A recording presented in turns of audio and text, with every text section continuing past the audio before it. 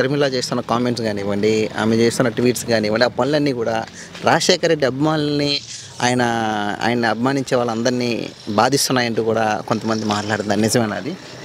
బాధిస్తాయి. ఎందుకంటే కాంగ్రెస్ పార్టీ వల్లనే ఆయన రాజశేఖర్ రెడ్డి గారు ఎన్నో ప్రాబ్లమ్స్ ఫేస్ చేశారు. లాస్ట్కి ప్రాణాలు కూడా విడిచారు. అది చాలామంది అనుకున్న విషయమే. ఎందుకంటే మనం చూసాం చాలా వరకు పేపర్లలోనూ టీవీల్లోనూ చాలా వరకు వచ్చింది. రాజశేఖర్ రెడ్డి గారిని కేవలం కాంగ్రెస్ పార్టీ వల్లనే ఆయన చనిపోయారు అనేది వచ్చింది. ఆయన చనిపోయిన తర్వాత కూడా ఆయన కొడుకుకి సీఎం ఇవ్వడానికి, ఆమె ముఖ్యమంత్రి చేయడానికి సోనియా గాంధీ గారు అసలు ఒప్పుకోలేదు.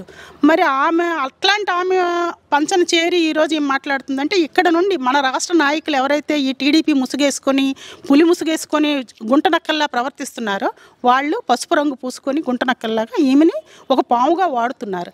ఆనాడు భూతంలా కనిపించిన కాంగ్రెస్ నేడు దేవతలా కనిపిస్తుందంటూ వైఎస్ ఫ్యామిలీని ఇబ్బంది పెట్టిన కాంగ్రెస్ ఈరోజు కలడానికి ప్రధాన కారణం ఏమై ఉంటుంది అంటారు? నేనేమనుకుంటున్నానంటే, వాళ్ళు కొంతవరకు కాంగ్రెస్ పార్టీకి ఆమె వ్యక్తిగతంగా ఎగనిస్ట్ అయి ఉండొచ్చు.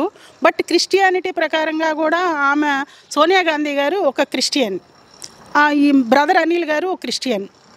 సో వీళ్ళు ఈ రకంగా ఏదో ఆ ముసుగులో ఈమెను రెచ్చగొట్టి ఉండొచ్చు. కానీ వీటన్నిటికీ కారణం చంద్రబాబు నాయుడు గారే. ఈ రకంగా మీరు వెళ్ళండి, తీసుకెళ్ళండి అని మొత్తం అంతా కూడా ప్లాన్ ఆఫ్ యాక్షన్ అంతా చంద్రబాబు నాయుడు గారిది. మేడంకి ఏంటంటే చిన్న వయసు, ఎవరు ఏమి రెచ్చగొడితే అది మాట్లాడేస్తున్నారు అని నేను అనుకుంటున్నాను. బట్ వ్యక్తిగతంగా షర్మిల మేడం చాలా మంచి ఆవిడ. ఎందుకంటే అన్నా చెల్లెళ్ళు ఎప్పటికీ కూడా ఎంతమంది ఎన్ని ఇచ్చేసినా కూడా ఇది పోదు. ఎందుకంటే వాళ్ళిద్దరిలో ప్రవహించేది ఒకే రక్తం, అది విజయమ్మ రాజశేఖర రెడ్డి గారి రక్తం. సో ఎన్ని ముక్కలు చేసినా అది వైఎస్ రాజశేఖర రెడ్డి గారి పేరే వస్తుంది తప్పితే ఏ ముక్కను కదిపించినా కూడా, ఇప్పుడు ఫర్ ఎగ్జాంపుల్ నా బాడీ ఉంది, నా బాడీని 10 ముక్కలు చేసినా నా తల్లిదండ్రుల పేరే నా ఏ ముక్కను కదిపించినా వస్తుంది తప్పితే అది ఇంకొకరి పేరు రాదు. అయితే ఏంటంటే ఇప్పుడు ఈ రాజకీయాలు అనేది తాత్కాలికం. కానీ ఆవిడ ఎంతమంది కాంగ్రెస్ నాయకులను రెచ్చగొట్టినా, తెలుగుదేశం నాయకులు రెచ్చగొట్టినా ప్రజలందరూ కూడా వైసీపీతోనే ఉన్నారు. ఓటర్స్ అందరూ వైసీపీతోనే ఉన్నారు. ఈరోజు ప్రతి ఓటరు కూడాను ముఖ్యమంత్రి జగన్మోహన్ రెడ్డి గారి వల్ల లబ్ధి పొందిన వాళ్ళే. ఈ పరిణామాలు పార్టీకి ఇబ్బందికరంగా మారుతున్నాయని అనుకుంటారా వైసీపీ ప్రభుత్వానికి? మా పార్టీకి ఎటువంటి ఇబ్బంది లేదు. ఎందుకంటే మా పార్టీకి మాకు క్లారిటీ ఉంది.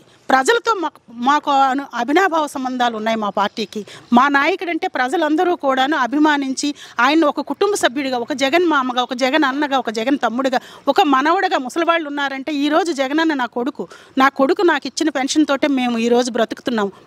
నా పిల్లలు, నా కడుపును పుట్టిన పిల్లలందరూ నన్ను వదిలేసిన జగనన్న ఇచ్చిన పెన్షన్ తోటి, జగనన్న ఇచ్చిన డబ్బులతోటి, జగనన్న ఇచ్చిన ఇళ్లల్లో ఉంటూ మేము ఈరోజు అభివృద్ధి సాధిస్తున్నాము, ఆరోగ్యంగా ఉంటున్నాము. ప్రతి ఒక్కరికి కూడా ఈ సురక్ష అనేది, ఆరోగ్య సురక్ష అనేది జగనన్న నిజంగా చాలా మంచి ఆలోచనతో ప్రతి ఒక్కరికి కూడా ఈరోజు వైద్యం అందిస్తున్నారు.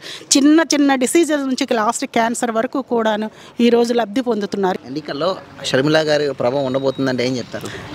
షర్మిల గారి ప్రభావం అయితే 24లో ఏమీ ఉండదు. ఎందుకంటే షర్మిల గారు కాంగ్రెస్ పార్టీ తరఫున వచ్చారు. రాష్ట్రంలో ఎప్పుడో కాంగ్రెస్ పార్టీ చచ్చిపోయింది.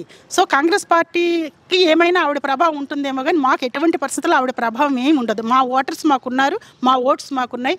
మేము మంచి మెజార్టీతో 2024లో గవర్నమెంట్ ఫామ్ చేస్తాం.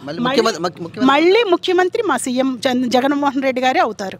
175 వస్తాయి మాకు.